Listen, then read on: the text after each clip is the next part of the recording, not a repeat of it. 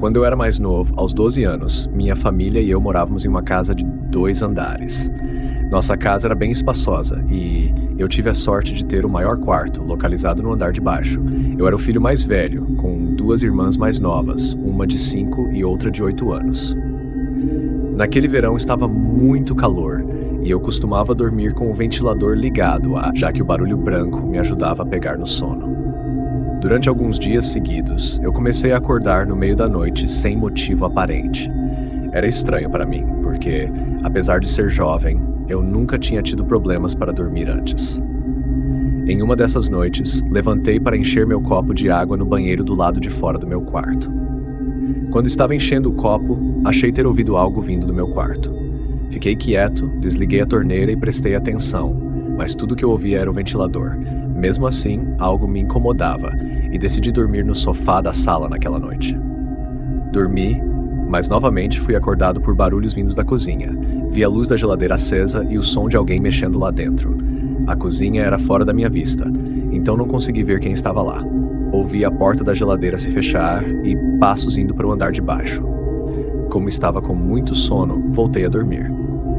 No dia seguinte, minha mãe estava dobrando roupas no meu quarto e comentou que estava com um cheiro esquisito lá dentro. Mandou eu arrumar, mas eu ignorei, já que não sentia nada de diferente. Queria ter dado ouvidos a ela. Naquela noite, meu pai ligou o ar-condicionado porque o calor estava insuportável. Após assistirmos a um filme em família, todos começaram a se preparar para dormir. Joguei videogame por um tempo até que o sono bateu e desliguei tudo. Como não estava usando o ventilador por causa do ar-condicionado, o único som era o do ar saindo das saídas de ar no teto. Mais uma vez, acordei durante a noite, mas não sabia o que me despertou. O ar tinha parado de soprar e a sala estava em silêncio, exceto por algo muito sutil. Uma respiração, e não era minha. Meu coração acelerou.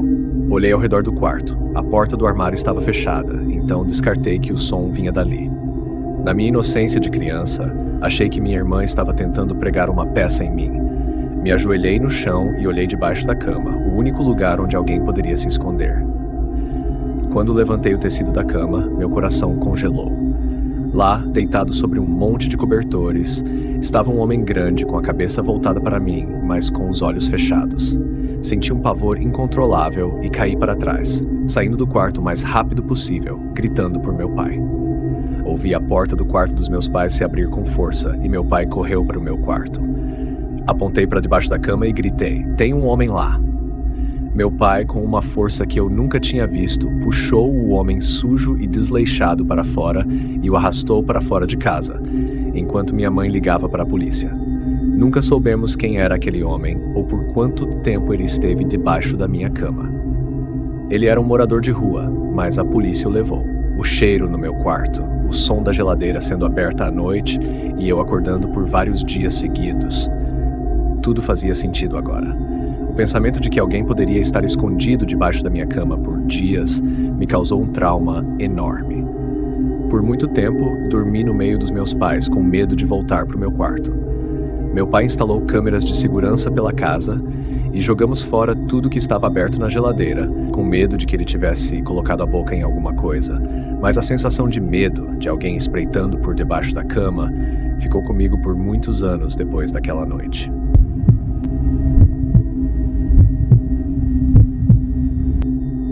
Essa história é contada pelo meu bisavô, que hoje tem 101 anos. Ele narra esse evento durante os encontros de família há muitos anos. Nascido em Yaroslavo, na Rússia, ele serviu durante a Segunda Guerra Mundial. E um dos momentos mais marcantes de sua vida aconteceu logo após uma batalha menos conhecida, mas ainda assim sangrenta, chamada de Batalha de Iliki Luki. Era uma noite extremamente fria, de um frio cortante, segundo ele. Eles estavam refugiados em uma pequena casa, uma das poucas que ainda estavam de pé. Ele e seus companheiros estavam aliviados e comemorando a sobrevivência com algumas bebidas e risadas. Mas naquele ambiente tenso de guerra, qualquer celebração vinha com cautela. 2 soldados entraram na casa, mas meu bisavô e seu amigo Sergei não gostavam muito deles. Achavam que os 2 tinham um comportamento estranho, o que os deixava desconfiados. Sergei sugeriu que saíssem para fumar e relaxar um pouco do lado de fora. e meu bisavô concordou. Eles se agasalharam e enfrentaram o frio congelante lá fora. Os dois acenderam seus cigarros e ficaram conversando, sentindo o alívio de estarem vivos após mais uma batalha exaustiva. No entanto, enquanto terminavam o cigarro, ambos ouviram algo que parecia um grito vindo da floresta próxima. Os dois se entreolharam, preocupados que pudesse ser algum camarada em apuros. Sem perder tempo, voltaram para dentro, pegaram suas armas e chamaram outros soldados para os acompanharem até a floresta. À medida que se embrenhavam na mata, a escuridão e o silêncio pesavam, e meu bisavô começou a sentir um desconforto inexplicável. Eles decidiram se dividir em duplas para aumentar as chances de encontrar o que ou quem estivesse precisando de ajuda. Meu bisavô e Sergei seguiram juntos, e logo começaram a ouvir um choro abafado, como se alguém estivesse com muita dor. Eles seguiram o som até encontrarem marcas no chão, que pareciam manchas escuras na neve. Quando chegaram ao local de onde o som vinha, o que viram os deixou perplexos. 2 homens estavam caídos, e ambos pareciam muito feridos.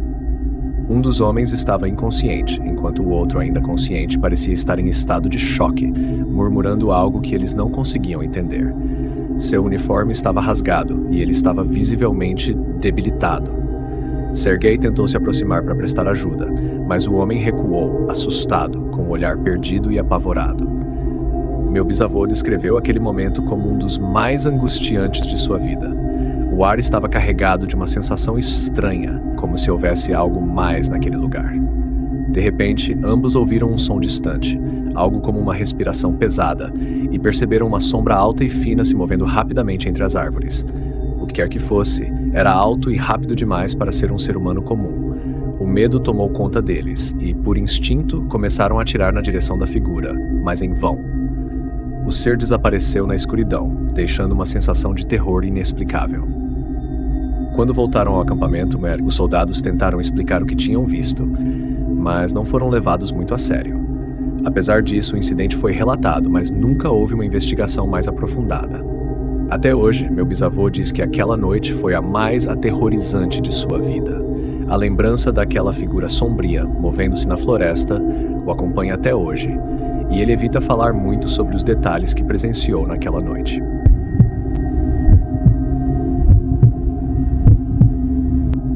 Isso aconteceu quando minha noiva, Morgan, e eu acabávamos de nos mudar para nossa casa em uma cidade tranquila. Ainda moramos nessa casa, que é modesta e aconchegante, perfeita para nós e, quem sabe, para futuros filhos. Conhecemos alguns vizinhos logo de início, um casal mais velho e simpático, mas os vizinhos do outro lado ficavam longe, então não os conhecemos de imediato. Na segunda semana de mudança estávamos exaustos. Morgan estava preparando o jantar na cozinha, enquanto eu navegava no meu laptop à mesa, buscando tapetes para decorar a casa. O ambiente estava um pouco abafado, então decidi abrir a porta dos fundos para deixar o ar circular. Quando me aproximei da porta, percebi algo estranho. Havia alguém sentado em uma das cadeiras no quintal. A pessoa estava encurvada, com a cabeça baixa. Naquele momento senti um frio na espinha. Chamei Morgan, pedindo que não gritasse, e disse que havia um homem no quintal. Ela olhou pela janela e ficou em choque. Imediatamente se escondeu atrás de mim, sugerindo que eu fosse falar com ele, mas depois hesitou. Eu também não sabia o que fazer.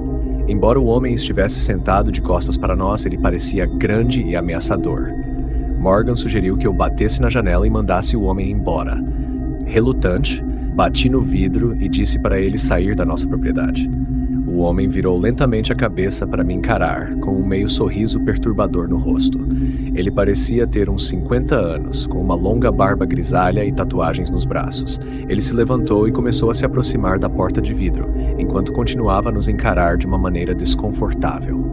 Certifiquei-me de que a porta estava trancada e fechei as cortinas, bloqueando sua visão. Morgan estava visivelmente nervosa. Eu liguei para a polícia, relatando o que estava acontecendo, e enquanto esperávamos, o homem continuava a murmurar coisas do lado de fora, cada vez mais alto, como se estivesse falando diretamente conosco. Quando a polícia finalmente chegou, o homem já havia desaparecido. Eles revistaram o quintal, mas não encontraram nada. Achamos que o pesadelo tinha acabado. Mas mais tarde naquela noite, enquanto assistíamos TV, ouvimos barulhos vindos do quintal novamente. Eu me aproximei da janela e, ao espiar pela fresta da cortina, vi o mesmo homem lá fora, desta vez com um cigarro na mão, falando sozinho. Assim que ele notou que eu estava observando, correu até a janela e começou a bater violentamente no vidro, dizendo coisas assustadoras. Mandei Morgan subir as escadas enquanto eu gritava que iria chamar a polícia novamente. O homem parou por um momento e eu aproveitei para verificar se ele tinha sumido. Mais uma vez, ele havia desaparecido antes que a polícia pudesse chegar. No dia seguinte, fomos até as casas dos vizinhos, nos apresentando e perguntando se alguém conhecia aquele homem. Para nossa surpresa, um casal, a alguns quarteirões de distância, nos contou que ele tinha uma péssima reputação na vizinhança, sendo conhecido por seu comportamento agressivo. Eles disseram que ele vivia em uma casa pequena e deteriorada nas proximidades e que já havia causado problemas antes. Embora tenhamos feito uma denúncia à polícia sem provas ou vídeo, não pudemos levar o caso adiante. Desde então, não o vimos novamente e espero sinceramente que continue assim.